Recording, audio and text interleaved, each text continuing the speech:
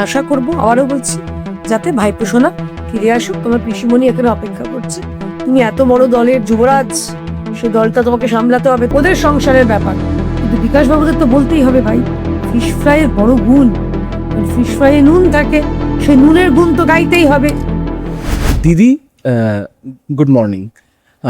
আমরা গতকাল হর ঘর তিরঙ্গা যে মিছিল অভিযান ছিল, সেটি আমরা এই পশ্চিমবঙ্গে বিগত 5 বছরের মধ্যে সবচেয়ে বড়ভাবে পালন করার দৃষ্টান্তটা দেখতে পেলাম। মুখ্যমন্ত্রী স্বয়ং উপস্থিত ছিলেন এবং 150তম বছর বন্দে মাতরম, এই দুটোকে কিভাবে দেখছেন?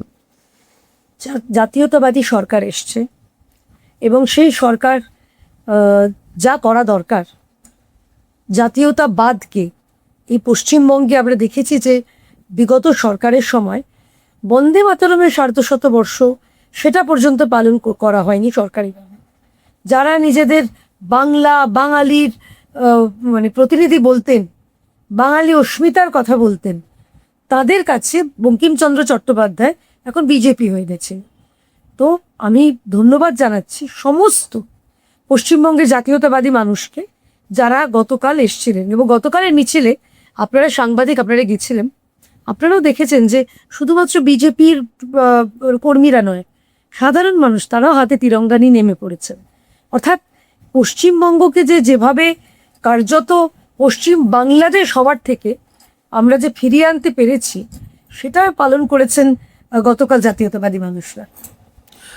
দিদি, কেন বিগত 5 বছর ধরে আমাদের পশ্চিমবঙ্গে গতকাল যতটা বড় করে আমরা উদযাপিত হতে দেখলাম, এতদিন কেন হতে পারেনি বলে মনে করেন? কারণ সেই সময়কার সরকার চায়নি বলে। আমরা শুধুমাত্র একটা সাধারণ মিটিং মিছিল করতে গেলে আদালতের পারমিশন নিতে হতো। তদানীন্তন বিরোধী দলনেতা বর্তমান মুখ্যমন্ত্রী তার 100-র ওপরে তাকে হাইকোর্ট থেকে পারমিশন নিয়ে, অনুমতি নিয়ে তিনি সভা করেছেন, মিছিল করেছেন। যে সরকার নিজেদের বলতেন গণতন্ত্রের কথা, ফ্রিডম অফ স্পিচের কথা, সেই সরকারের আমলেই আমরা দেখেছি যে কিভাবে দু পায়ে গণতন্ত্র এবং আমাদের ফ্রিডম অফ স্পিচ সব কিছুকেই পদদলিত করা হয়েছে। এই সরকার সরে গেছে, অন্ধকার সরে গেছে, সূর্য উঠেছে আর পদ্ম ফুটেছে, এটুকুই বক্তব্য। দিদি, অভিষেক বন্দ্যোপাধ্যায় এবং মমতা বন্দ্যোপাধ্যায় এখনো চর্চিত বিষয়।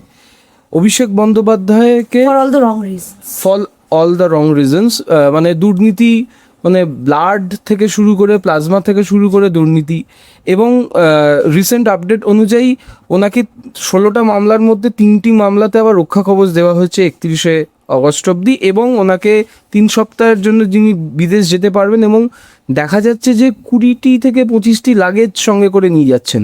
এত লাগেজের কি প্রয়োজন হয়? জানি না, বড় লোকদের কি ব্যাপার তো আমি বলতে পারবো না ভাই। আমরা বাইরে টাইরে বেড়াতে গেলে বিদেশের কথা বলতে পারবো না। আমি জীবনে আমেরিকা যাইনি, কিন্তু বিদেশে যেতে গেলে বড় বড় আমাদের যেরকম সবার জন্য নির্ধারিত থাকে 2টো বড় সুটকেস, সেরকম হয়। কিন্তু এরা তো বড় লোক, এদের তো প্রচুর টাকা। এই যে কারণে মানে সারা বিশ্বের অন্যতম বা সব থেকে দামি চোখের হাসপাতাল জন হপকিন্সে উনি চিকিৎসা করছেন বা করাতে পারেন, সে সামর্থ্য রয়েছে। কিন্তু যদি ওনার পিসি কিছুদিন আগে বলেছিলেন যে যখন লিপস অ্যান্ড বাউন্ডের ক্ষেত্রে আয় বহির্ভূত মামলায় তার সম্পত্তি ফ্রিজ করে দেওয়া হয়েছিল, পিসিমণি বলেছিলেন যে ও বেচারি বাছা আমার কি করে সংসার চালাবে, ওর উপরে অত্যাচার হচ্ছে। তো পিসিমণিও নিশ্চয়ই দেখছেন, কিন্তু কারণ পিসিমণির যে ওয়ার্ল্ড ক্লাস হাসপাতাল, তার উপরে তো ভরসা রাখতে পারেননি ভাইপো। ভাইপো তো একেবারেই মানে শটান বুড়ো আঙুল দেখিয়ে ভাইপো বলেছেন আমি SSKM-এ চিকিৎসা করাবো না। তো সেই জায়গায় দাঁড়িয়ে পিসিমণিকেও একটা উনি যোগ্য জবাব দিলেন যে তুমি অপদার্থ, স্বাস্থ্যমন্ত্রীর ক্ষেত্রেও অপদার্থ, মুখ্যমন্ত্রী হয়েও অপদার্থ ছিলেন, এবং তিনি ড্যাং ড্যাং করে গেছেন। আমরা বিরোধিতা করেছিলাম। এবার মাননীয় সুপ্রিম কোর্ট তিনি দিয়েছেন, তারা অনুমতি দিয়েছেন 3 সপ্তাহের জন্য। আমি খালি আশা রাখবো তিনি যেন ফিরে আসেন। ঘরের ছেলে, কালীঘাটের হরিশ মুখার্জির ছেলে যেন হরিশ মুখার্জিতেই ফিরে আসেন। দিদি, এখানে একটা প্রশ্ন মাথায় আসে, এটা আমার প্রশ্ন না, জনগণের প্রশ্ন। আমরা এর আগেও দেখেছি যে বিভিন্ন বিত্ত শ্রেণীর যারা মানুষ, তারা আমাদের সাধারণ জনগণের যে টাকা, সেটা নীরব মোদী হোক বা আরও অন্যান্য অনেক হোক, নিয়ে তারা বিদেশে চলে গেছেন, আর ফেরত আসেননি। সেক্ষেত্রে এই প্রসঙ্গে কি মনে করছেন যে অভিষেক বন্দ্যোপাধ্যায় কি ফিরে আসবেন, বা আমাদের যে বিচার ব্যবস্থা, সাধারণ জনগণের কাছে কিন্তু একটা প্রশ্ন উঠছে বারবার যে বিচার ব্যবস্থা কতটা সঠিক, এই দুটো কিভাবে দেখছেন? অভিষেক বন্দ্যোপাধ্যায় ফিরবেন কিনা আমি তো তার মন পড়তে পারবো না, আমি কারোর মনের কথাও বলতে পারবো না, কিন্তু তিনি সাংসদ, আশা করব তিনি ফিরবেন। বিচার ব্যবস্থার কথা সেখানেও আমি মন্তব্য করতে পারি না। বিচারপতিরা যার সিদ্ধান্ত দিয়েছেন, যদি অভিষেক বন্দ্যোপাধ্যায় না ফেরেন, আশা করব তারা তার দায় নেবেন। মাননীয় বিচার ব্যবস্থার প্রতি সম্পূর্ণ সম্মান রেখে, মাননীয় বিচারপতিদের প্রতি সম্মান রেখে এই প্রশ্নটাও আমি করছি যে যদি ধরুন তিনি না ফেরেন, তাহলে যে সাধারণ মানুষ যেন এটা না বলে যে ভারত সরকার চলে যেতে দিয়েছে, কারণ ভারত সরকার তো বা বিজেপি সরকার তো যেতে দিতে চায়নি, ভারতীয় জনতা পার্টি তো বিরোধ করেছে। আমরা বলেছিলাম যে ওকে যেতে দেওয়া উচিত নয়, যার বিরুদ্ধে আপনিই বললেন 16টা একদম ফৌজদারি মামলা, ক্রিমিনাল মামলা, বিশেষ করে কারোর হাত চলে গেছে, পা চলে গেছে, কারোর মৃত্যু হয়েছে, এরকম কেস যখন আছে, ভোট পরবর্তী সন্ত্রাস রয়েছে, বিভিন্ন কয়লা বালি চুরির অভিযোগ রয়েছে, যার প্রতি চাকরি চুরির তার নাম ইডি চার্জশিটে আছে, এহেন লোককে মাননীয় বিচারপতিরা কেন যেতে দিলেন সেটার উত্তর ওনারাই দেবেন, আমরা তো দিতে পারবো না। তা আমি আশা করব, আবারও বলছি, যাতে ভাইপো সোনা ফিরে আসুক। তোমার পিসিমণি এখানে অপেক্ষা করছে, তুমি এত বড় দলের যুবরাজ, সেই দলটা তোমাকে সামলাতে হবে, তোমার রাজ্য পাঠ রয়েছে, নাই বা থাকলো রাজত্ব, নাই বা থাকলো সর্বভারতীয় তৃণমূল কংগ্রেস, আঞ্চলিক তৃণমূল কংগ্রেসও নাই বা থাকলো, কালীঘাট তৃণমূল কংগ্রেস তো রয়েছে, সেটাকে তো সামলাতে হবে, নেতৃত্ব দিতে হবে। তাই আশা করবো তিনি ফিরে আসবেন। দিদি, আজানের মাইক বন্ধ এবং সেন্সাস, এই দুটো বিষয় নিয়ে আজকে সম্ভবত সিদ্দিকুল্লাহ সাহেব উনি মিছিলে নামছেন। একটা বিতর্ক তৈরি হচ্ছে যে আজানের মাইক কেন বন্ধ হবে, সেটা নিয়ে আজকে ওনারা মিছিল করছেন। এই বিষয়টিকে আপনারা কিভাবে দেখছেন? সাম্প্রদায়িকতার উস্কানি দিচ্ছেন সিদ্দিকুল্লাহ। এর আগেও বলেছিলেন না কলকাতাকে টাইট দেব, তখন মমতা বন্দ্যোপাধ্যায়ের সরকার ছিল, হাতে হাত রেখে বসেছিল, ভারতীয় জনতা পার্টির সরকার হাতে হাত রেখে বসবে না। কোথাও আজান বন্ধ করতে বলা হয়নি, বলেছে একটা নির্দিষ্ট ডেসিবেল, যে কারণ মাইকগুলো 55 থেকে 60 ডেসিবেলের বেশি আওয়াজ সেগুলো দেয়, সেটা বন্ধ করতে হবে। এরা কি দূষণ চায়? এরা কি চায় যে শব্দ দূষণ? যারা এত দূষণ নিয়ে চিন্তিত, কথা বলা নিয়ে চিন্তিত, তারা দূষণ চায়? অর্থাৎ কোথাও আজান বন্ধ করতে বলা হয়নি, কোথাও নমাজ বন্ধ করতে বলা হয়নি। এরা শুধুমাত্র একটা নন ইস্যুকে ইস্যু করে একটা বিশেষ সম্প্রদায়কে উস্কানি দেওয়ার চেষ্টা করছেন। সিদ্দিকুল্লাহ সাহেব যদি এটা করেন, যদি উনি 500 লোক নিয়ে নামেন, 5000 হিন্দুরাও কিন্তু তারাও বসে নেই, তারাও নামবেন। যে যদি আজান নিয়ে যদি এরা রাজনীতি করতে পারে, তাহলে আমরা দুর্গা স্তোত্র, কালী পুজো, হনুমান চল্লিশা এগুলো নিয়ে করতে পারবো না কেন? নিশ্চয়ই করা উচিত। দিদি, এই প্রসঙ্গে সেলিম স্যার বলেছেন যে বারবার একটি বিশেষ সম্প্রদায়ের উপর কেন আক্রমণ করা হচ্ছে। এদিকে বিকাশ রঞ্জন স্যার এটা বলেছেন যে এরপর যদি আমি কোর্টে কেন দুর্গাপুজোর সময় জোরে জোরে মাইক বাজে, এই সমস্ত যে আমরা প্রতিক্রিয়াগুলো পাচ্ছি, এগুলো কিভাবে দেখছেন? মানে এগুলোকে নিয়ে কি বলবেন? বামেরা হচ্ছে আসলে ইসলামপন্থী এবং হিন্দু বিরোধী, সেটা বিকাশবাবু হন বা সেলিম বাবু হন, তারা বারে বারে প্রমাণ করেছে। বিকাশবাবুকে উল্টে জিজ্ঞাসা করতে চাই, বিকাশবাবু গরু তো খেলেন রাস্তায়, শুয়োরের মাংস পাবে খাবেন? আপনি এবং আপনার লিবারেল বন্ধু, উনি তো ধর্ম মানেন না, মোহাম্মদ সালিমকে পাশে নিয়ে একসঙ্গে দুজনে কুজনে হয়ে শুয়োরের মাংস খেয়ে দেখান। আপনারা তো লিবারেল সেকুলার, তাহলে সেটা করে দেখান। আমরা না হয় কমিউনাল, আপনাদের ভাষা করে দেখান।